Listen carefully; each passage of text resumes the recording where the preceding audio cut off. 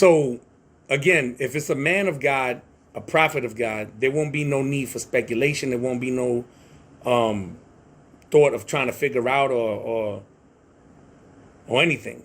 And definitely it wouldn't come from a self-proclamation. It wouldn't come from somebody self-proclaiming themselves to be anything. There's no need to do that when God is the one that is the ultimate cosign. Then you look at the nature of the real prophets of God. They never proclaimed themselves to be anything at all. They just went and did what was told to them to say, what was revealed to them to speak. In fact, many of the prophets try to get out of it, like Moses. Moses tried to get out of it, and he tried to make every excuse imaginable not to be able to go and do the job that God has selected him to do as being his prophet. And it came with evidence. Moses even had the wisdom to ask, to tell God that how are the people going to believe me without no proof? And this is where you have an account of two witnesses. God always gives you two witnesses to validate. And the two witnesses was basically the rod that Moses had was thrown to the ground, and it turned into a snake. And then Moses was able to grab the snake, and it turned right back into a rod. That was one sign and proof that this was a man that was being sent by God.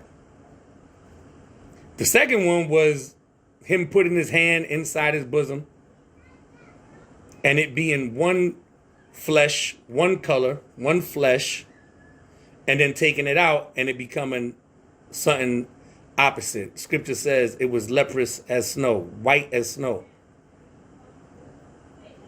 And then he put it back, and then it turned back to what his other flesh. So the opposite, other is opposite. So if his flesh turned to leprous white as snow, the opposite of that, the other flesh, would be dark skinned. So Moses, of course, was a dark skinned, very dark skinned man.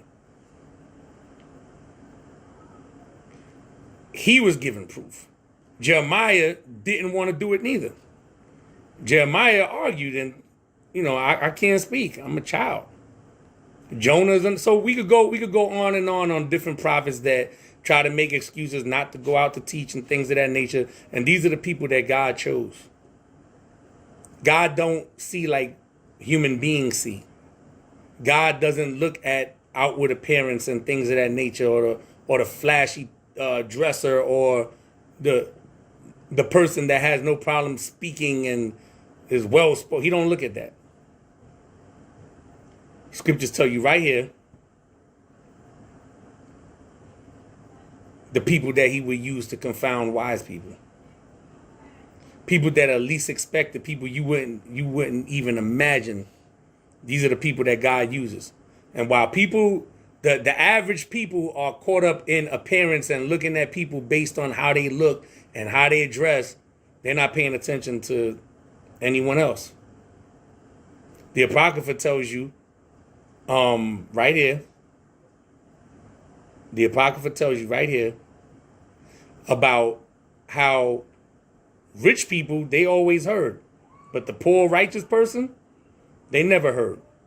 A rich person could be lying and be talking out there behind and don't have no information, but because they're rich, and it doesn't necessarily have to be rich in finances. That's, of course, the top of the heap, but it could be rich in followers,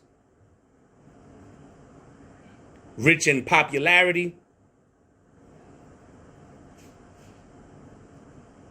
And these are the people that are heard and listened and preferred over a person that actually has the information, that actually has the knowledge. So you can't judge off appearance. You can't judge off of these things. If a person is calling themselves and saying that they are a prophet,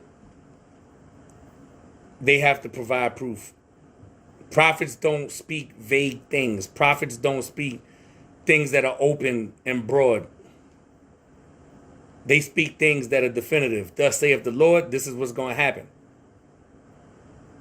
And every time a prophet spoke and said, thus saith the Lord, this is going to happen, it happened. Jacob was a prophet.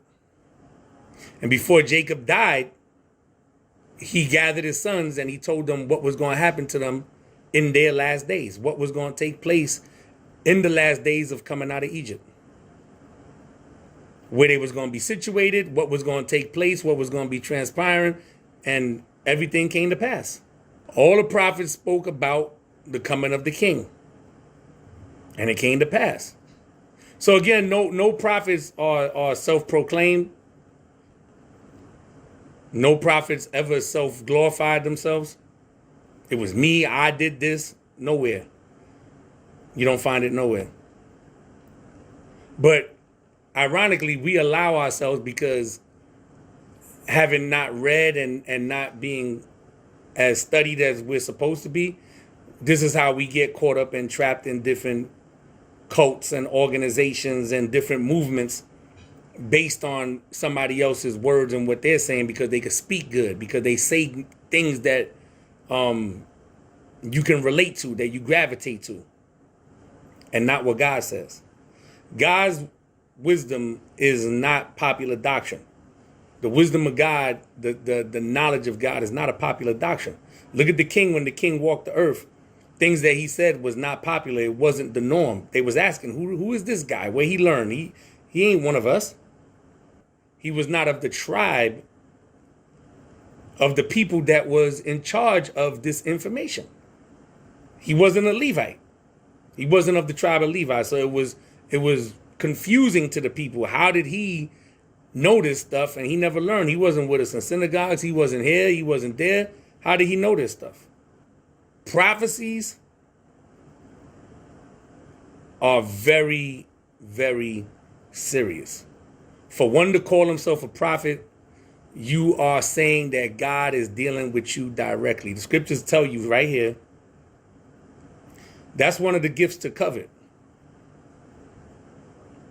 And it's not a wicked coveting. It's a righteous coveting, to aspire, to want to be like this, to want to have that ability. But in order to have that, you got to be picked by God. You got to be chosen by God. From what I've read, I haven't seen it nowhere else, but from what I've read, the only person that volunteered was Isaiah. When the question was asked, he was the only one that volunteered. Nobody else, you don't read about anybody else volunteering. For the most part, what you read about is prophets that try to escape and didn't want to do it.